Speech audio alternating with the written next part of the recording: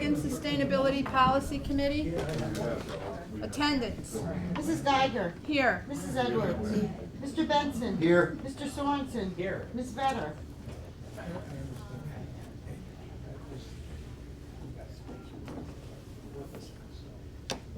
Okay, on my agendas now, I am having public comment before the agenda and public comment at the end.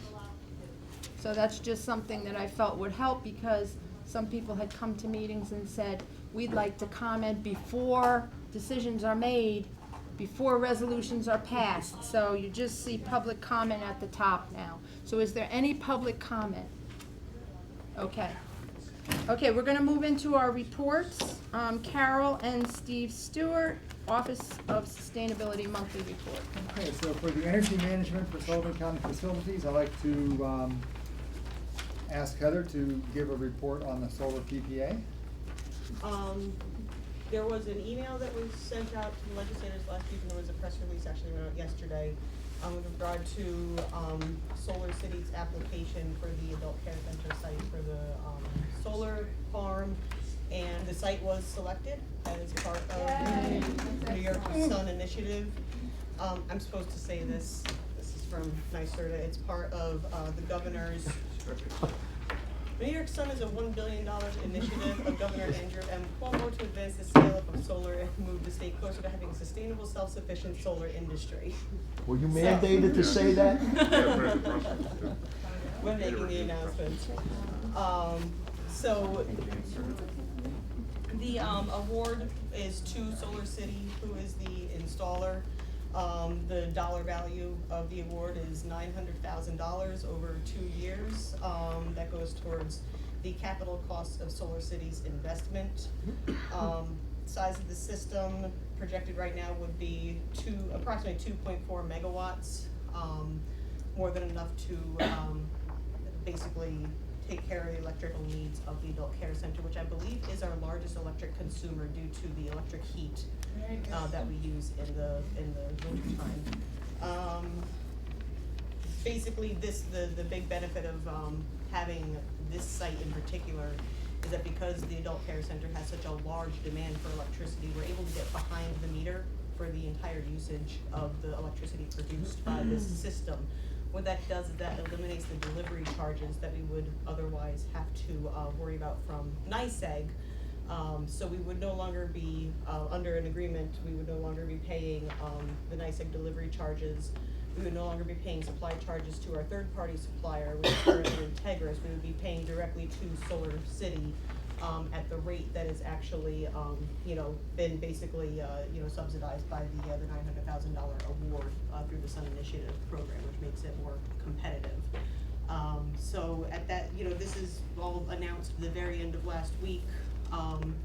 There have been, there's a contract that has been sent to, get reviewed. I'm waiting to hear back from, the county attorney's office at this point with their comments and whatnot, and we're working through it. And, I'm hoping to have more information shortly, but I wanted to make sure that people were aware that it had been awarded and we had been selected. I believe there were 240 sites across the state in total, with several counties. I know Otsego County got a 2.5 meg system. I believe Tompkins County, I want to say, potentially got one. So there are a few counties that did get awarded. So. And so Sullivan got the money for one project? Specific to the ACC? Solar City got the money for the site that they would be constructing at, on the county property through the power purchase agreement, under the contract. And there's no match by the county? No, there's no upfront cost. Okay. The only thing that, Solar City would be responsible for the actual system itself, the maintenance and whatnot. The county, I believe, agreed at one point in time, or not, obviously we haven't entered into any kind of contract, but we had discussed some of the groundwork, for the down 10 acres of trees. The clearing for the project, and it's 10 acres? yeah. Yeah, it's about 10 acres size. I get a kick out of that. We're cutting down trees to save on energy. I don't get that. Yeah, well, yeah. Sorry. There's farmland once. So, So use it for What What are we doing to fireworks? That's what I'm saying. No.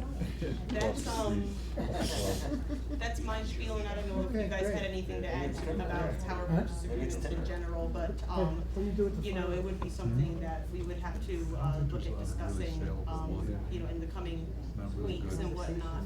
You know, I know that the initial resolution to, to allow Solar City to submit on our behalf, was done, I believe, in the June meeting of executive when all 9 legislators are present, so it may be something that we may want to, you know, discuss, as far as, you know, having a further discussion and whatnot, this month, at the executive or whatnot, so you can potentially discuss about that as well, so. And there were only 2 projects selected in this latest round in Sullivan County. So Sullivan County is one site, and they haven't released where the other site is yet. In county? In Sullivan County, yes. Okay, There's so it's another not a county project, but it's a. No, it's not a county project. project. It's a private project. It's a private project. Oh, okay. Okay, so, the other item is, the, New York Power Authority, project that we're looking at to, replace the HVAC system in this building. Ed and Pete Strang and myself met in a phone, conversation with, Press Engineering and a representative from, NIPA, and went through some of the things that the county liked and, some of the things they wanted to have changed in their proposal, and, I'll take the dirty one. Ed will be presenting, in Public Works, the next steps that the county should be taking on that, program. And, for the second item, the Energy Improvement Corporation CPACE, program, I'd like to defer any discussion about that right now, because that is on a item, for discussion later on in the meeting. On the climate action plan and climate smart communities, we're continuing to, prepare the way for part 2, but we're also, we're stepping up our activities with the town of Bethel, and now the town of Lumberland. We'll be meeting in Lumberland, Monday evening to have a discussion with them, about how to proceed. The program's getting more complicated with DEC and the other agencies, state agencies that are running the program, are kind of, raising the bar a bit on what we need to accomplish. And I think, the county is well equipped to meet those requirements. Some of our towns may find this a little challenging. They have just issued a 300-page guidance document, about how to go about achieving certification in the program. Some of our towns may decide they don't really wanna go for certification, they just wanna come up with a good plan. We're reviewing that to see what the requirements are and how to advise them. They have also issued some greenhouse gas inventory tools, and we've been using existing tools. The Environmental Protection Agency has a tool called Portfolio Manager. Bethel, for example, has used that tool to do their greenhouse gas inventory. But the program has now issued a new inventory tool, so we're looking at that to see which one of those we want to recommend to our towns to use. I had a great conversation with the Public Health Advisory Board on September 15th to talk about how we're going to work together to make sure public health needs are met in part 2 of the Climate Action Plan, the community outreach piece. And Stephen and I are also, because life cycle analysis of products and processes is such an important part of the climate action planning, we're researching what tools are available to us and what they cost to help make that life cycle analysis for purchasing decisions and building decisions. We're taking a webinar course offered by Circular Ecology to kind of get a handle on what those processes are. There are databases, there are all kinds of categories of measure not just carbon footprint, but health impacts, the impact of a certain product or building material on resources, its impact on water. There are all kinds of categories, so it's a complicated topic, but we want to try to get a handle on that so we can advise our towns how to keep that simple but do a thorough greenhouse gas analysis. On the information outreach piece, I wanted to share with you some research we did. At last month's meeting, there were some questions about concentrated solar power, which is a method of generating power that uses huge arrays of mirrors to concentrate solar power on a boiler tower to boil water to make steam to turn a turbine. And the question that had been raised was the fact that this Thank you. seemed to be causing a lot, hi Kitty. Thank you for doing this. Seemed to be causing a lot of bird deaths, and rather grisly bird deaths at these facilities. This was an example of a problem that, when you start looking into it more, turns out to be a very complicated, serious question. I wanted to provide you with a little information about the background on that particular facility, which is in the Mojave Desert. It's called the Ivanpah Dry Lake facility. It's operated by a company called Bright Source. The facility cost $2.2 billion to build. There are 300,000 garage door size mirrors that concentrate sunlight. They're saying that this can power 140,000 homes, but they're not really powering 140,000 homes. The steam they're producing is also used for industrial uses like mining and oil production.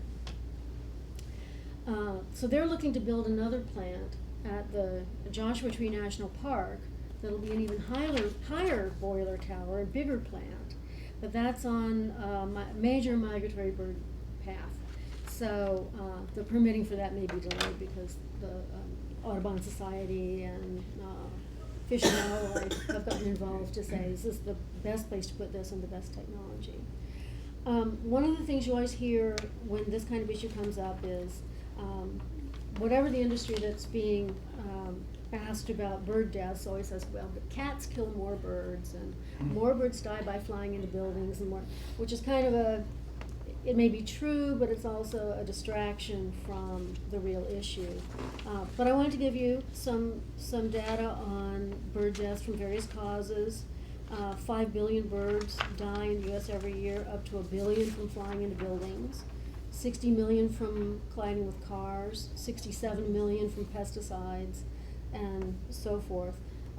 Every resource I looked at, Fish and Wildlife, Audubon Society, Center for Biological Diversity, they all pointed out that the biggest cause of bird death is loss of habitat from climate change, pollution, overdevelopment, and fragmentation of the habitat. So then on the reverse side, you'll see there's a little data about, comparing the different energy generation methodologies and how many birds are estimated to be killed by those. And then, as I was doing this research, the National Audubon Society released a study of the impacts of climate change, which was to the effect that of the 588 North American bird species that they studied, more than half were at risk from loss of habitat. About 126 are classified as climate endangered, that they may lose up to 50% of their range by 2050. And the other 188 species are classified as threatened because their range is in danger of being lost by up to 50% by 2080. So that, I hope, kind of puts the bird death issue into a little perspective. But the bigger question is this concentrated solar power really a great technology for generating electricity? And when you look at productivity and reliability, the environmental footprint, the resiliency of the system, photovoltaic is a much more efficient, direct way to generate electricity. So there's a little bit of information here for you about Bright Source and their investors and how some investors have have pulled out, saying PV is just a much more efficient way to go. So how do we And- block it? Well, the US government just awarded $25 million to support the construction of more of these plants. Well, that's what I mean. And their rationale for it is that they are going to store this energy in battery storage. Stephen, Is you it looked stored into this. better from a steam perspective than it is from the direct solar voltaic? Because if it's not, we need to get in Yeah. touch with Congress.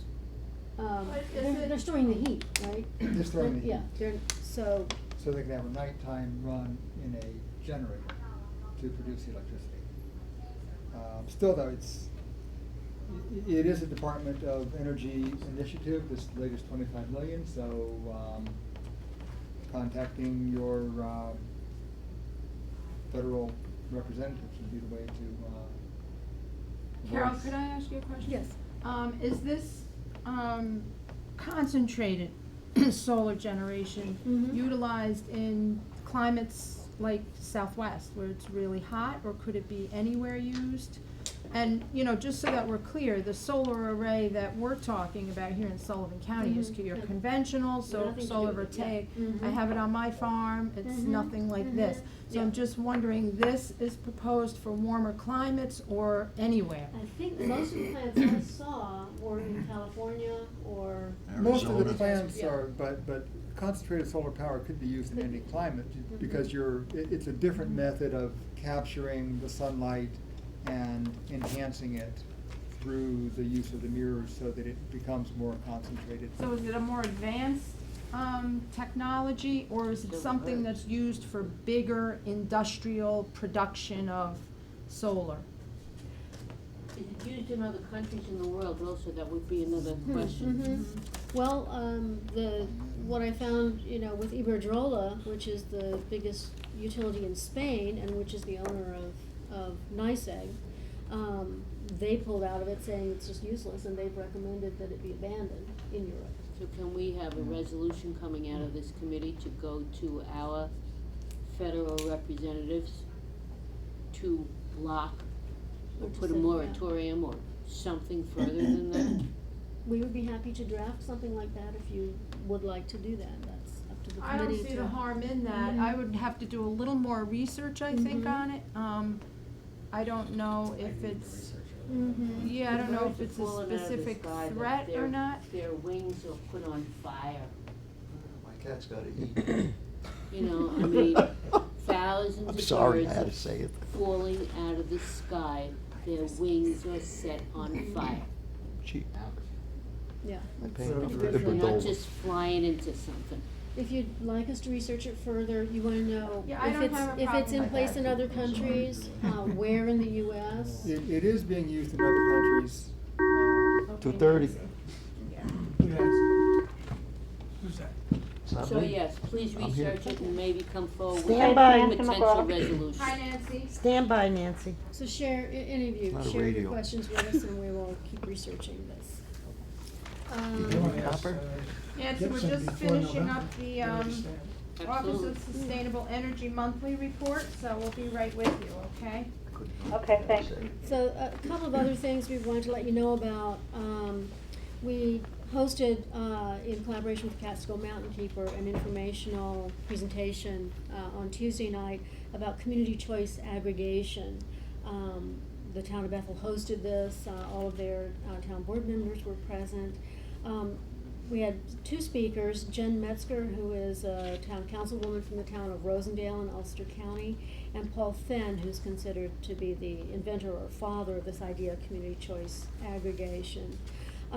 This is a way of procuring energy that allows local governments to work to pool the electric load of the residents, the businesses, community institutions in that municipality. To negotiate reduced electricity rates in the way that NEGA, the way we belong to a consortium that negotiates that on behalf of the county. They can choose to buy energy from renewable resources, and it also incentivizes the creation of local generation, mainly solar, but geothermal or other forms where it's appropriate. About six states have approved this kind of negotiation and pooling of the load. There are 1,300 municipalities across the country that have set up this system. And this is really a new kind of model that addresses some weaknesses in the transmission and distribution infrastructure, and the fact that there are limits on how much utilities can incentivize reducing the load without going out of business, because they're in the business of selling energy. Okay, yeah. It optimizes the effectiveness of local generation to meet the needs of the community and to site local generation where it will be most effective. It's possible in New York State because the Public Service Commission has recognized those weaknesses in the transmission and distribution infrastructure and wants to address them, and they're preparing the way. They are looking at a total reimagining of the energy grid. The committee, the initiative they've set up is called Reforming the Energy Vision. And the goals of that are grid stability and this distributed generation, not so much centralized utilities generating energy, but energy distribution throughout the community. There are bills in the Assembly and the Senate, Assembly 8883 and Senate 7087. We wanted to bring this to your attention. We're going to be researching this more and bring you a full report in November about how this might work and what the mechanism might be and the steps in the process for the county to implement this, or for it to go town by town in Sullivan County, and how it would dovetail with the goals of the Climate Action Plan, and how this might be a great benefit at the local level to benefit residents and businesses and our county institutions with the same kind of negotiating power that the county has through MEGA. So we'll bring you more So about it's not that. necessarily a large municipal solar array, No, right? although it could lead to installations Okay. where they are most advantageous. It leads to a system, my understanding is it leads to a system in which the community owns the utility, then they own shares, so that. For renewables. Yeah, for Right, renewables, yeah. yeah. So that instead of installing solar everywhere, you install it where it's most advantageous and everyone And participates is in it. Rosendale along in the project? Rosendale is working toward, we're gonna have to wait until the state approves it. Okay. It goes to the legislation that's working its way through the Assembly and the Senate. And in the meantime, we can certainly advocate that those bills be passed and that the mechanism be approved. And we can pass a resolution. Now that's right, Copies of that those. may come through this committee for, Mhm. to support the bills. Mhm. So we'll bring you a sample Okay. resolution Mhm. in November. Maybe we should read the law. Mhm. Yes, copies. Mhm. Copies of the law? Okay. Yeah. You know what we're There's voting two, you said Mhm. 2 bills? There Yeah. are 2 bills before the New York State Legislature. Okay, so you can. Yeah, we'll get those and Okay. forward them to you. Okay, Mhm. thanks. That's kind of exciting. Yeah, and we're gonna be participating in a Sullivan County Energy Symposium that's being organized by RUPCO at Mhm. SUNY Sullivan on the 22nd. And we're also working with Mountain Keeper and some other organizations on the rollout of a bulk purchase solar panel program that would bring down the cost of solar panels for residents and for commercial buildings in Sullivan County. That's part of a regional initiative that Catskill Mountain Keeper is promoting. So the symposium looks like it's gonna provide options and vendors that are currently, Mhm. working in renewables? Yeah, and there will be Okay. information about the Green Jobs, Green New York, Mhm. People will be presenting about home energy audits, options for commercial buildings through NYSERDA. I'm gonna talk about the Climate Smart Communities program and Mhm. how that provides a framework for making good decisions about renewable energy, so it should be an interesting evening. Okay, October 22nd at the 22nd. college. Do you have a time for that? 11. 11 a.m. to 6 p.m. 11 to 6, so it's an all-day affair, okay. That's a Wednesday. Is it one of them? It is, okay. And that's our report. Thank you. Thank you, Carol. Are there any questions for Carol and Steve? Okay, we have Nancy McGraw, Public Health Director, on the speakerphone, and she is going to update us on the Farm to School Summit and Wellness Committee. We're gonna jump down to discussions. I believe it was 2 meetings, 2 months ago in the Ag and Sustainability Committee. We had a presentation by the Food Service Director in Monticello, Andrew Yeomans, I think you recall. And he was speaking about some of the regulations that have loosed somewhat and the flexibility that food service directors now have in purchasing local product, and mentioned that 5 years ago they spent 0 on local product. This year he spent a nice chunk of change on local produce into the schools. So Nancy is driving the farm to school initiative, and has been working with the food service directors through the wellness committee. And there was recently a meeting, and I asked Nancy to come and update us on the status of a possible forum this fall to connect farmers with our food service directors. So Nancy, if you could update us. Sure. Can you hear me okay? Yeah. Okay. We had a committee meeting, I think it was last week, I don't know, time flies, last week or the week before. And we had our food service directors there, and we had a couple of farmers there. We sent the notice out to, I think, through Cooperative Extension as well as the Sullivan County Farm Network. Invited members of the public. So we had a good meeting. Sullivan Renaissance was also there because they are working very closely and have been with School Edible Gardens, and have connected with the schools as well, and with our wellness committee, also tying in Catskill Mountain Keeper on those projects. So each year there's a National Farm to School Month designated as October, because there's a lot of farm to school programs across the nation. And I pulled folks together to see if the schools wanted to do something in celebration of Farm to School Month to raise awareness and to keep the momentum going of, purchasing local, supporting our farmers, and improving nutrition in the schools. So in the past couple of years, the schools have done little events. Last year, I think they were blown away by Hurricane Sandy, so it didn't really wasn't that big of an event. But we're making some inroads. So what we're looking at doing is we've identified a date of October 22nd. The schools sought, with everything that they have on their plate right now, to do a month-long thing, or even a week-long event would be just too much, because their staffing levels are not, would not support that. So we've reached out to some farmers, and they've identified that they would like to do a salsa day using local tomatoes, green peppers, onions, maybe, and whatever else goes into that recipe.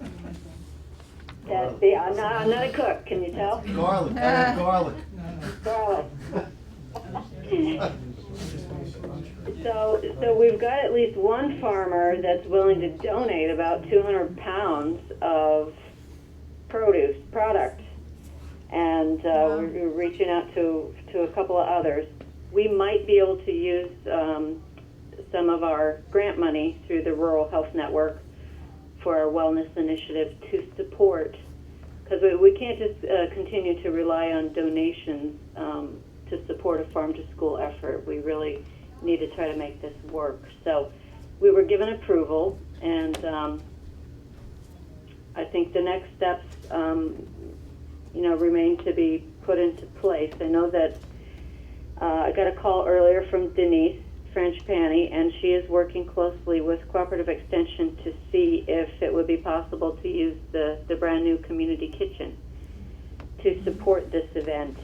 And she has some culinary students who could volunteer if the schools don't have enough labor for this effort. But the ideas that were thrown around were, getting together either at Monticello School District, which Andy offered his kitchen facilities, or, now we have this other idea, which I think is fabulous, of folks meeting up at the community kitchen and using the farmers' produce that's available for this, and throwing together a big recipe. So all the schools would then take a portion back to their school and celebrate Salsa Day in Sullivan County using local products. So that's kind of where we're at. We're still trying to work out the logistics of how many schools want to participate and how many farmers want to participate. Okay, that's the same day as the symposium, is it? What time were they thinking?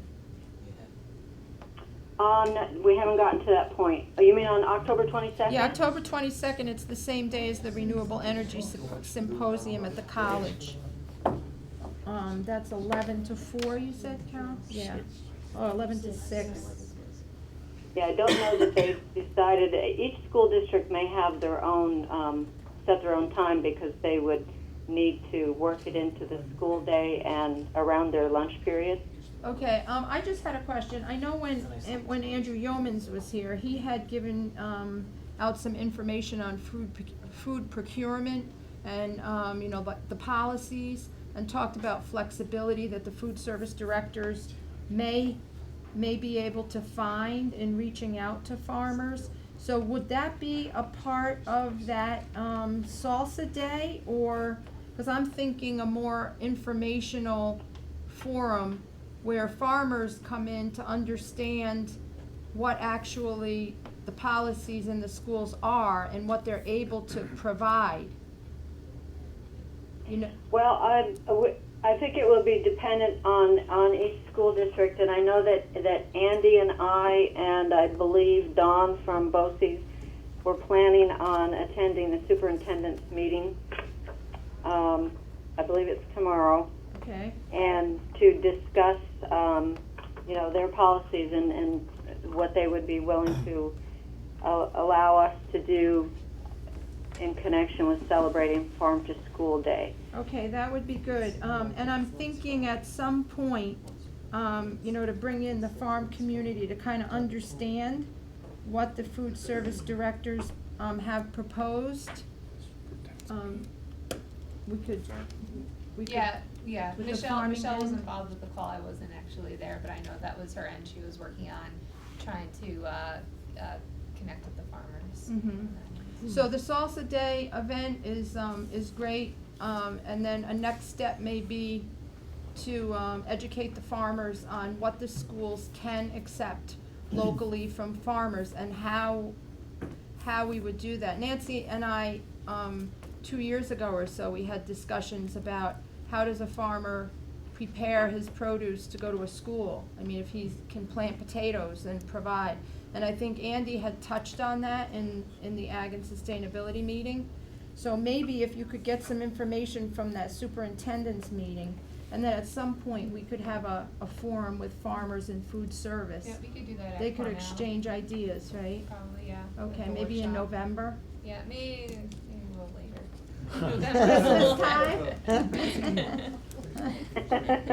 We might wanna think about Well, we're bringing the after college harvest in on season, this as so I well. think we're Yeah. good. SUNY, mm-hmm, We might SUNY wanna do Sullivan, that. mm-hmm. Okay, any questions for Nancy? Garlic, just so you know. Okay, thank you. You grow garlic? Actually, I do, but not enough for schools. Maybe you can provide some. That's what we're looking for. Okay. Well, I know some of the challenges on both ends, for both the schools and the farmers, are the quantity and the type of food that they're looking to buy locally varies greatly, as you can Mhm. imagine, from district to district. Monticello has a lot more kids than Roscoe. Yeah. So, you know, it varies, and I think over the years, they have made those connections with, you know, some of their local farmers, but not a lot, because, you know, let's face it, they don't have a big budget in school districts for food service. So it's happening on a small scale, but I think a forum is a great idea. Okay, thank you, Nancy. Thank you. you. Bye now. Bye. Okay, I think that was a good discussion with Nancy. We'll move into the ag report. Melinda? Sure. Is there anyone need a copy of the report? Okay, alright, so everyone should have a copy. I just wanna do some updates from what I already had on here. So the farmland protection plan is reviewing the draft now, we're really getting into it. We have some upcoming dates, just so you know where we're at with the timeline for it. November 3rd, we're bringing together all the partners who will be involved for implementing the plan. So we want to get their input in, do a presentation for them, and see if there's anything else that needs to go into the plan and start to get the ball rolling with what our action plan is. That's on November 3rd at Cornell at 2:30, and then that same evening, we're going to do a public meeting and open it up to the public and do a whole presentation and get any public comment from the public on the plan as well. And we'll be putting together, the press release on that very shortly. From there, we are hoping to have in November, bring it to the Planning Legislative Committee, the December 4th, Ag Sustainability Committee, and hopefully, if everything works out, in December is our goal to present for the legislature. So that's kind of our Lot game of plan work, we yeah. discussed at the last Right. meeting. It's aggressive, but we figured keep a goal and keep it moving forward. So everyone, once we get, we have our draft review right now, once we get that out, we'll definitely get it out to everyone in the legislature with plenty of time to review and provide any comments. And then we roll out the priorities, Then right, we roll out the Melinda? priorities, then we get moving on everything, which we're already starting to do, to do some of the recommendations in it. We just submitted a CDBG grant for the dairy processing project. That's also the one application for the RBEG grant as well for the farmstead yogurt. We're going to be reconvening that committee to review the RBEG committee to review the application. So hopefully that will be moving forward pretty shortly. And our extension from the grant with the USDA is everything's fine with that. Just some educational programming. We've been really busy and we have a lot coming up in October and November. That's why I was a little reluctant. Some good programs. We did our corn plot field day. There's just a bunch of different things going on. Right now the biggest thing is the Farm Bill has been rolled out, so we're really trying to do programs and get that information out to farmers, especially for the dairy farmers, with the Milk Protection Program, which is a new insurance program. And we're working with the Farm Service Agency on that. And the Farm Service Agency is actually coming back more into the county. Their office was removed from Sullivan County, but now they're starting to try and be back here on a little bit more regular basis. So we have some upcoming workshops, hands-on for the farmers, that we can do the programs for them. Just a note on here on the upcoming classes, the processing, marketing, and livestock, that one was pushed off a little bit just because we have these new Farm Bill programs that we're putting in. And just a lot of these programs, we've been just going out to farms, getting input from farmers on what they need, and all the input from the plan, and we're just trying to really develop programs to help the farming community based on what we're hearing. So that's where a lot of this is coming from. And on Friday, we have our the Chamber First Friday breakfast at Cornell, so it's all farm products. They're really delicious. Everyone should come. And that's at 7 a.m. until 9 a.m. Good luck with the 7 for most people. I will be at the Bagel Bakery at 6:30 in the morning doing the bagel store. I'll be in Stewart's at 5. I'll meet you. Other people will be there earlier in the. Is it 7:45 or 7? Oh, 7:45? I think it's 7:45 Oh, okay. to 9 Maybe I usually. just have to be there at 7. Good luck with that. Well, good luck with 7:45 too. There's other people there at 5:45. Those are the real farmers.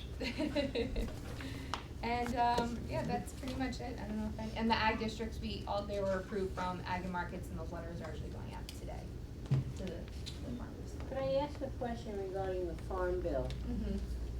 some of the things that I'm reading state that the Farm Bill focuses more on your mega farms and doesn't do much for the small farmer. Is there a way to differentiate out for our small farmers, which pieces of the bill would be most helpful to them? Because I understand it's a pretty large document. So, I mean, going through it would not necessarily be helpful unless you're the Green Giant, you know, company. So the pieces that are helpful to the local small farmer being highlighted, that they could read that more intensively and skip the other sections. Is there a way to do that? Yeah, that's what we're We have trying that to with the information. with Yeah. the FSA Summary. becoming more involved back with the county. There's one staff person there who's focused specifically on Sullivan County, which is really good. So the first part, I mean, we're still trying to learn everything in it, but the milk protection program is the one that we're focusing on the quickest because there's certain deadlines that the farmers have to meet, and it can really help small farmers out a lot. And there's also some programs with beginner farmers that we're trying to look into, so we're slowly kind of piece by piece figuring out what's in it. But yeah, we're definitely trying to do more with the FSA, who are really the ones to have a lot of information to partner with us to get that information out and do workshops kind of based off of that. Thank you. So you'll have in October, you're gonna have an additional workshop about the milk protection program? Yeah, October 30th, and because they developed a program where you really need internet and computer to really figure out what's going to work for you, so not all the farmers have that, so we'll be there doing that for them and can sit down on the computer and do everything. Don't be picking on Harold Russell.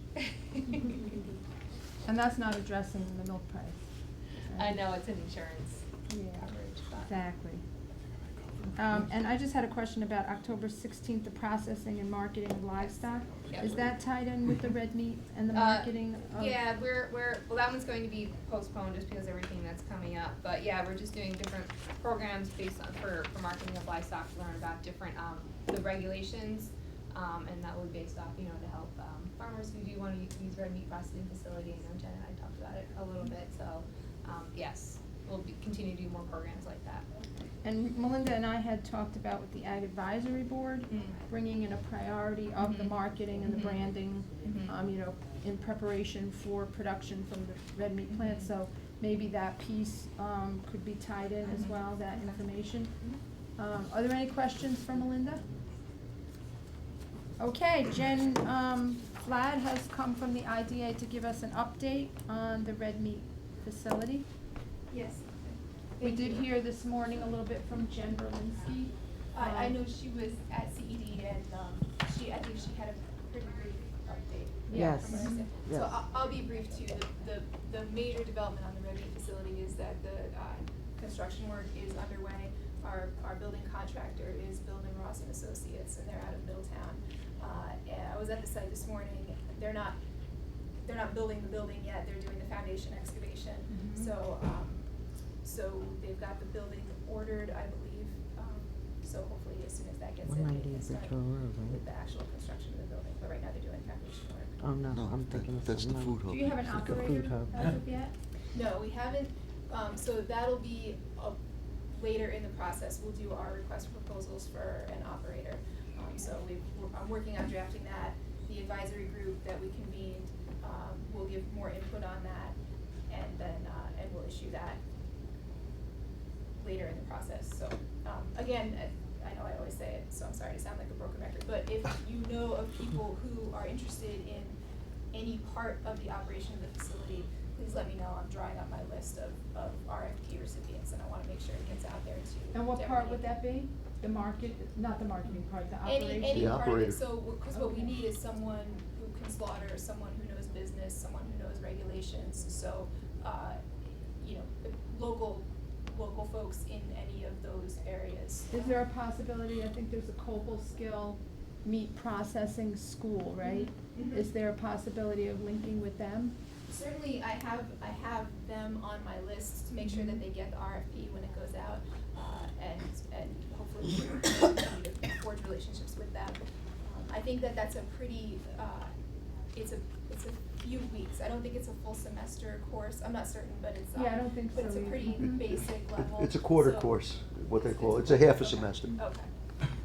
So, if there are students coming out of that who could work on the floor, that would be Is that great. what they typically do you know? They graduate from that program and then go out and run these facilities? Is that what the intention is? I think it's to work at a facility, and I don't know enough about it, but, in talking with a couple other people who run slaughter facilities, it's what I've gathered is that would put you in a good position to go and work at a facility. I don't know that it gives you, all the expertise you need to run the whole operation, but, you know, if you have other expertise and on-the-job experience So we just look to at couple process. with that, that would be really helpful.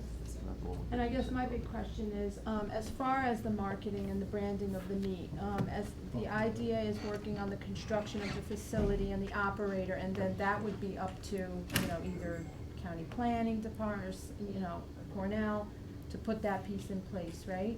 The marketing, yeah, and that'll, what we're gonna require of anybody who wants to submit a proposal for operation of the facility, among other things, is a business plan, and that should include a marketing plan. And there are a lot of resources locally and regionally to help people put those plans together. So the hope is that any operator that comes to us will have an idea of how they wanna market, and then we can leverage all the resources that So we have what would like be to a make that happen. timeframe on that? 'Cause farmers are asking me, 'cause it, you know, they see the red meat plant as a way to keep the farmland viable. I mean, even a dairy farmer that's retiring and wants to keep the land and farming to market, but, you know, they're kind of worried about how are we gonna get that meat to the metropolitan area instead of them having to take it home and, you know, drive it around and sell it. Right. So, what do you see the timeline? 'Cause how can we help? I guess that's the question. Right, thanks. I think, I don't have a timeline. The operator piece comes near the end of our process, and that's Okay. because of the various funding requirements and the different programmatic requirements we have to get the whole thing funded and built. So I'm afraid I don't have a timeframe on like when we'll be actually soliciting for the Yeah, operator and what the. more I'm thinking now is the time to start that conversation and to try to figure out if you have information about the operator and what their marketing responsibility would be. Mhm. And then we would need to have discussions in Ag Advisory and maybe in this committee on how to fill in the gap. You Right. know, if they're, Right, and I think that, and the branding piece too. yes, and there are a lot of resources. I think that the operator will, go ahead, please. Oh, yeah, I just, Oh, I'm sorry, Alan. is the operator just gonna be, I see a distinction between marketing and the operations, because if I'm farmer A and I'm raising all grass-fed beef and I'm doing it in a certain way, I'm gonna be marketing my product to a certain thing, where the operator may be handling 10 different growers throughout the county who are raising their beef quite differently, so I'm not I think the primary focus is gonna be on operating the facility in a certain manner. The marketing may be still left Who, up. that's what we have to figure out. It might be the Because individual farmer, once maybe. meat starts coming out of that facility, it has to go. Right, but, and that'll depend on that's gonna depend on the proposals we get for operation. If an operator doesn't wanna do any marketing and wants to just, cut and Process. pack and send it back to the farmer for him or her to then market, or if the operator is gonna come in and say, these are the markets that I have access to, these are the branding methods that I plan to use to market your product and sell it, that's all to be determined. And I don't think it needs to be one or the other. I mean, there are a lot of facilities that do, that will do both. If you just wanna market your, you know, Jill Wyer's beef at the farmer's market, we'll put a label on that and go. There are facilities that do that. And also for farmers who don't wanna market their own product, then the operator, you know, the facility and the operator will market for them. So I think there's a number of ways it could go, and we just. So the farmer it's could take it home wrapped and label it and market it themselves, maybe That's at a what farmer's yeah, market, there's or that's the what a lot of facility, farmers do currently, yeah. the facility Aren't we could getting have ahead it. of ourselves at this point? Not really, because the facility, if you're talking 15, you're gonna build the building. We have to start talking about marketing and branding now, cause I think there's pieces that have to be put in place ahead of time. And and Jen's been really instrumental with the farmland protection plan and putting, Yeah. providing information and kind of the action steps and going forward and looking at as kind of like the guidance for, how we can. The look at plan it. too, so that'll Or come how to down in get new December. operators up and running. Alan? If I'm Farmer Jones and I have to raise 2 beef, would I be able to utilize the facility? I'd say just using it for family purposes.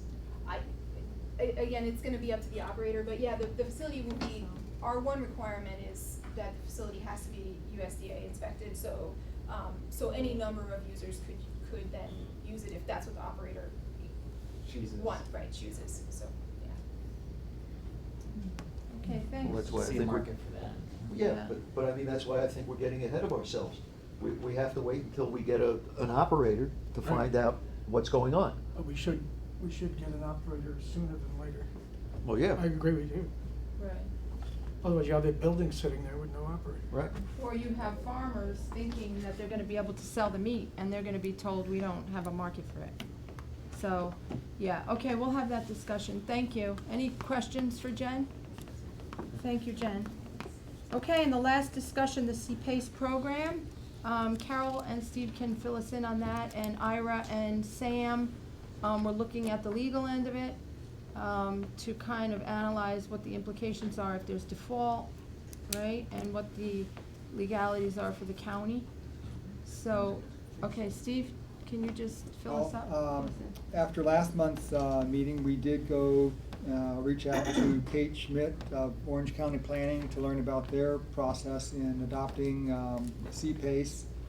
And they're just getting underway with their program. They have one potential client on board, and EIC, the Energy Improvement Corporation, is doing the intake and work with them. Kate said that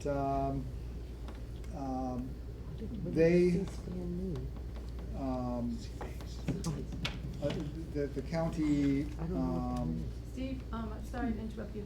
Could you just kind of explain the CPACE program? We had the presentation, Energize New York, and that was kind of laid out for us. So just a really brief, it's an option for the county, right? Yes, it's an option for the county to adopt a measure that would allow property, well, CPACE stands for Commercial Property Assessed Clean Energy. And it is a funding mechanism. The law was promulgated by the New York State Legislature, and it allows for the county to enter into an agreement with Energize New York to become a part of the Energy Improvement Corporation, and that allows business owners to ramp up energy conservation measures on their buildings, and all of the measures are designed to be positive cash flow, and the way that the improvements are paid for is it is a loan that the Energy Improvement Corporation secures for the property owner. The work is done, and then the property owner begins to repay the loan. And the way CPACE works, the property assessed clean energy, is that it is placed as a special item on the county tax bill, so that it is paid once a year through the county. And there are questions that both the Treasurer's Office and the County Attorney's Office, or Attorney for the County's Office, has about the program.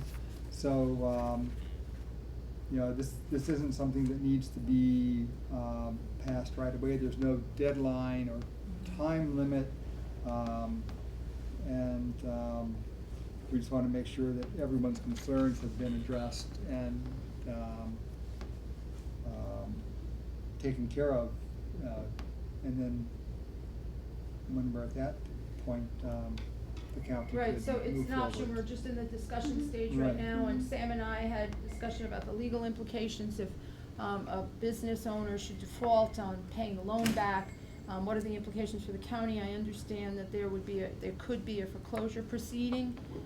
Where does this loan money come from? It's the investors through the. Banks, Bank of America. Bank of America. And it's an opportunity America for the is funding open. source. All right, so the Bank of America is basically the money man. Yes. Who's holding the bag if somebody defaults? Well, We are. that's part of We the are. question and the concern, yeah. That's a big The concern. Energy Improvement Yes. Corporation has set up a fund, which they say they will use to make the county whole, but there's a time frame between All right, right. when, if the property owner defaults and when the county would be made whole for that expense. So there are some serious concerns that need to be addressed. And there are municipalities that are in the program, so we could reach out to them. You reached out to Orange County. So I think the goal of the whole program is to increase the energy efficiency and the cost savings. Ira and Sam both had questions, and I think your hands up were at the same time, so you wanna shoot? Thanks, Sam. I just wanted to clarify, Stuart, because I think you said that we negotiate an agreement to get into this, To get into this join thing? the to Energy join the Energy Improvement Improvement Corporation. You have to pass So- a local law. Mhm. Yes. You have to enact a local law, too. Mhm. Are the terms negotiable? Well, that was our discussion with Kate Schmidt, in Orange County Planning. She's the planning staff person who's been put in charge of overseeing this for Orange County. And again, they're in the very early stages. But she said that EIC had been very accommodating in changing language and clarifying that agreement. What she did offer was if we wanted to come meet with them, she would help set up a meeting with their county attorney and their treasurer to answer any questions, but understanding that they're finding their way too. And the Energy Improvement Corporation, this whole program initiated in Westchester, which has a very different tax structure, so they're going town to town there. Right. So I think they're feeling their way a little bit too. How does this work in a county where the county is the taxing Westchester authority? So- County is doing this town. Yeah, yeah. Right. So if we could, I would support such a meeting between Mhm. now and next month so Mhm. that we would Okay, have something. well, we can get in touch with her and ask her to set that up. I would be willing to do that. Okay. Cindy, our issues really are these. This is being promoted by a recently created not-for-profit corporation. I'm correct, right? I like your socks. From town in Westchester. I like your socks. Yeah, thanks. I like them. They are the kind of the broker middleman between the lending institution and the borrower. They collect fees. The borrower is guaranteed, the lender is guaranteed to collect 100% of their loan because we're the guarantor. Yeah, I understand. And we're guaranteeing loans on projects over which We have no input. we have no input on whether the loans are given. At present, I understand it would exclude all non-commercial residential property. That's what it sounds like. Yes. And the only one that's at risk It's the taxpayer. is the county of Sullivan, Is the taxpayer. is the But taxpayer. what about the foreclosure piece? Is that, Well, something? That's something you can ultimately recoup your loss, but there's normal time delay of a foreclosure. And we don't know, since nothing like this has ever been before the courts. Supposedly, the current criteria is that the property will be assessed and the loan may not exceed, Ira, correct me if I'm wrong, 10% of assessed value of the property. Don't So recall. what, pardon? I think that's right, I don't recall. So one would think that if the loan is only 10% of the assessed value of the property, a foreclosure should be 100% protective of the county's interest. However, what a court may do down the road to say that for a loan that only equals 10% of the value of the property, the county can foreclose the entire property. And then what happens to the surplus? Now, you know, the big difference between IRS foreclosures and bank foreclosures is that if a bank were to foreclose, if there's any surplus, it goes back to the borrower. Here, we're really foreclosing in effect for the benefit of the bank that loaned in the first place to recoup our guarantee. Well, if it's a line on a tax bill, Yeah. we're gonna foreclose, And you're gonna just like any foreclose. other foreclose. And then you're gonna have it look like it's a foreclosure on which the county, if it is only 10% of the value of the property, can profit, That's create some assuming issues. It's that- gonna create issues. I would want some input into the process, because that line of thinking assumes that the property's gonna bring us some money at an auction, and it may not, It may not. regardless of the temperature. And even if it does, it may be, I apologize, Alan, even if it does, the court may say, wait a minute, this isn't really a foreclosure, because you're coming in as a guarantor, we know what all these laws are. We're treading into some fairly unknown waters, and although Orange County apparently has one that they're working on now, so far as I understood it last time we were in the room together with these folks, while they've signed up a number of municipalities, there hasn't been one of these loans done so far in the state. Okay, so it sounds Alan, like we're, Alan. oh, sorry, Alan. Yeah, I think I've heard enough to Say no. say no. Yeah, absolutely. You took the words right out of my mouth. Yeah, I mean, I think as a county, there's core functions that we have to really focus on. Roads, bridges, or, our core mission as a county government. And I think this is one of those avenues where I think hasn't been tested enough for us to kind of dip our toes into the water, and I could just see where we would be expending an inordinate amount of resources if a situation were to occur where a large business were to take one of these loans, default, to then have to go through the foreclosure process or other litigation. Not to mention, there is a history, with some very creative entrepreneurs. That's a nice way to put it. So enough said, before I Say too much. Well, it looks like New York That's passed the PACE very legislation well in said. 2009, right? 2009, and it looks like there's a dozen current members. Orange County is in the process, right? Repayment is collected by the municipality via the tax bill charge, and it's for commercial property owners. So, I mean, I'm not averse to getting some more information from Orange County, because down the line, it may be, something that, we'll educate ourselves about. I How don't, many counties are there versus? I have a significant concern, which Ira will, I'm sure There's will 62 echo. counties in I the do, state. I do with the bankruptcies, and I have a huge concern on how a bankruptcy judge, especially a bankruptcy judge who doesn't particularly like us over in Poughkeepsie that I appear in front of on occasions, who doesn't like our municipal loan, our liens to begin with, has attacked us, quote, for stealing people's property. Ooh. We're gonna have a commercial property that we're foreclosing an Article 11 lien, but it's a loan from a bank, and I really don't know how that would shape up in front of a federal bankruptcy court judge. And what Sam was mentioning before about the surplus issue, there's a trend in bankruptcy where we're awfully concerned at a municipal level that some federal judge and then go to the Second Circuit may find and disrupt our ability to keep surplus. And there's rumors, and there's a case in the Western District that got really close to that. And now we add a level on where this is a purely commercial loan for commercial purposes, that a municipality is going to foreclose against a valuable commercial property.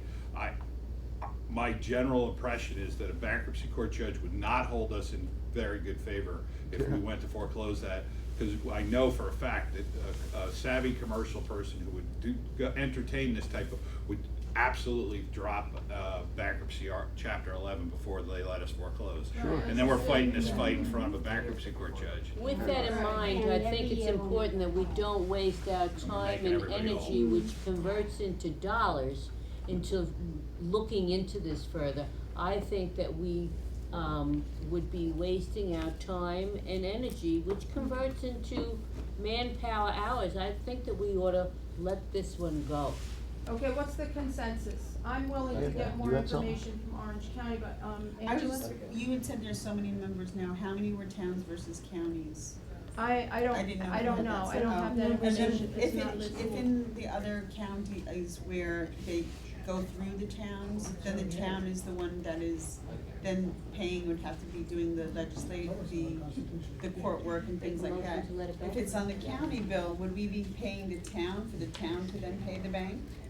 We're That's still like obligated to I make the make the towns motion whole. to let it go. We're So still we would- obligated we to would make the actually, towns so whole, if they right? default on their taxes, they default on We their have to loan, make them we'd whole. still be making Right. that payment whole for them We're- for that 3-year period. The county is still obligated to make the townships whole. We have no choice. Well, in then in Carol, this that. case, Carol and it's Steve, you've done the most research on this. Are Do you done, you Joe? think that, you My know, people Orange can't afford County anymore. has the same concerns and they're I'm they're sure working they- through them? Yeah, I'm or- sure they came to it with the same concerns. But they're moving forward, Yeah, and how, yeah. do you know how they're doing that, or if They're our? moving forward slowly, because they're working to resolve these Well, if you issues can and set get up these that questions meeting, answered. maybe we can Okay, find so something out. I I that's think all. one of the, you know, and I'm not a financier, but, or a lawyer, but I think one of the That's why we like you. counterbalancing arguments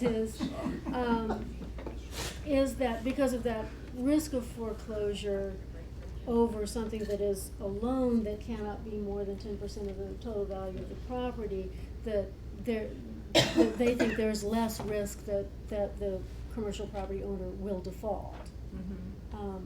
That may be wishful thinking, I don't know. So at what stage is Orange County right now? Well, let's Do you They know? have one project in the pipeline that They've they're been after evaluating. local law. It's gonna happen, They have? Well, I would assume they've been after They the local. did. yeah, Well, that's they've why- joined the program. Well, that's why I Yeah, think they yeah. should set up this meeting Okay. with Orange County and find Yeah, out. yeah, I think it's Okay, going on. thank you, Ira.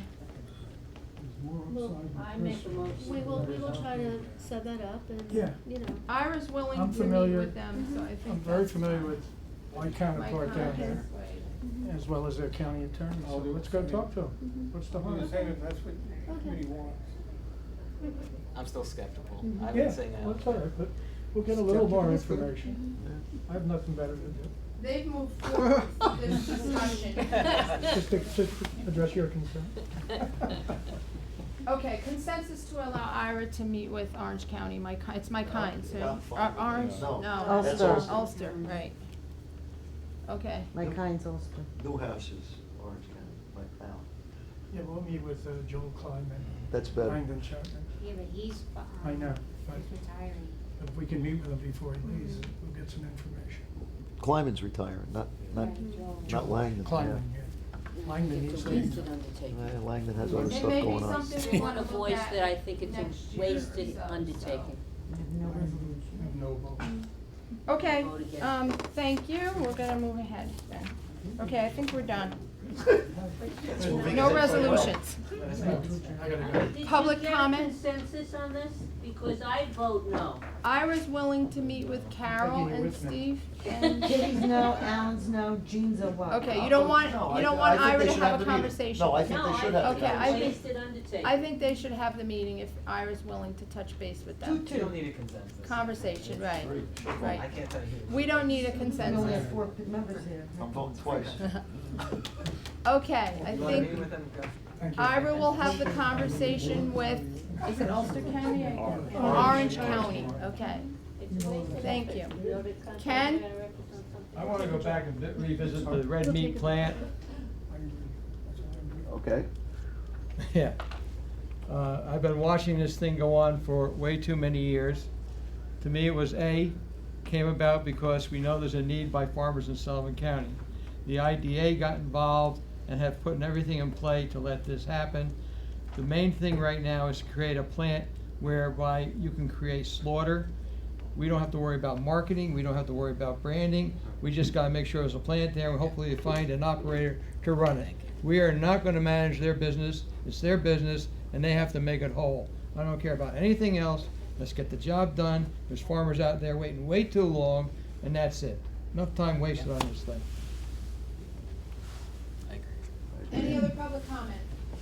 Motion to adjourn? Motion. Thank you. Thank you.